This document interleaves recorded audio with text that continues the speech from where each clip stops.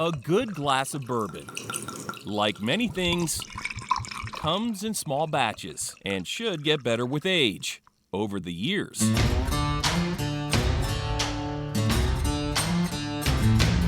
The popularity's been astronomical. The acquired taste has required much more supply to meet the demand. It's on the rocket ship right now. The proof, according to the Distilled Spirits Council of the United States, is in American whiskey sales over the last 10 years, with a 40% increase in just the last 5 years. It all starts here.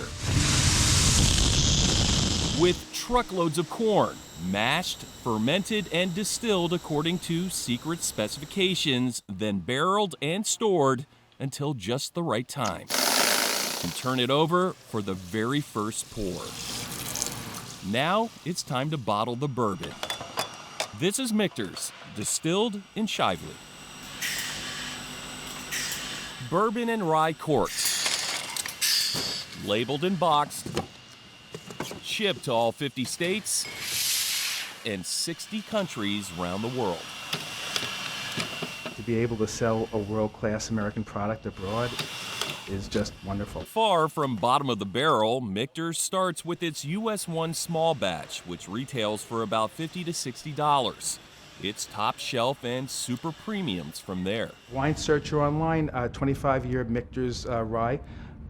It was retailing for $29,999. It's hard to imagine drinking that down. Maybe even harder to imagine what it's worth all gone. People are selling, certain bottles of Michter's online empty bottle for $500. Joe Malioco, Michter's president, says he's even seen empties selling for more than Michter's suggested retail price, full. I'm scratching my head. But he's got a pretty good idea what's going on. I think really the growing popularity has really, led to an increase in counterfeiting. Take an empty bottle of Pappy Van Winkle 20-year, for example. That's one expensive bottle return on eBay.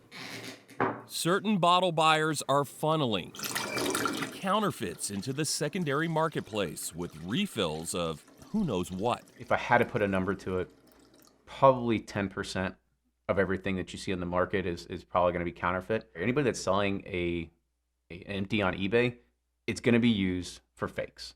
No question about it. Kenny Coleman has talked about whiskey counterfeiting and even had a counterfeiter confessing on his Bourbon Pursuit podcast. Some of these bottles, it can be easily done. As he said, and Coleman concurs, it can be too easy. It's just using a plain, clear PVC seal or PVC capsule. Take a heat gun to it and you're back up and running. Coleman says the real deal is the seal. So you take Willet, for example. One of the things that they're doing is they are putting an emblem on the top of all their seals now. With a Pappy 23, all these bottles have laser codes on them as well. Proof is in the details. They always have a pretty familiar fill line. So it's always going to be about midway through the height of the neck. Then, of course, as a top shelf buyer, you should always be able to taste the difference.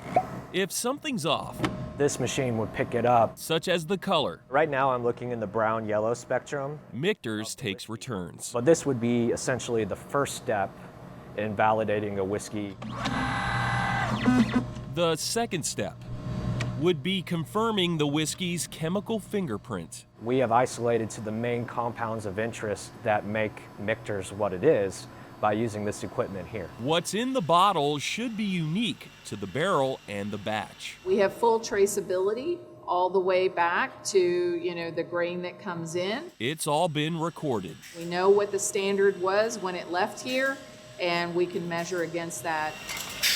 Counterfeits cheat the customer. Oh my gosh, I paid all this money and this is terrible. And the brand. That comes back on us. Quality sells, and counterfeiters. You don't want to be ripped off. Continue to try to capitalize on that. When you see the prices, not just Michter's, but when you see the prices that some of these whiskeys are going for a bottle, it's very tempting.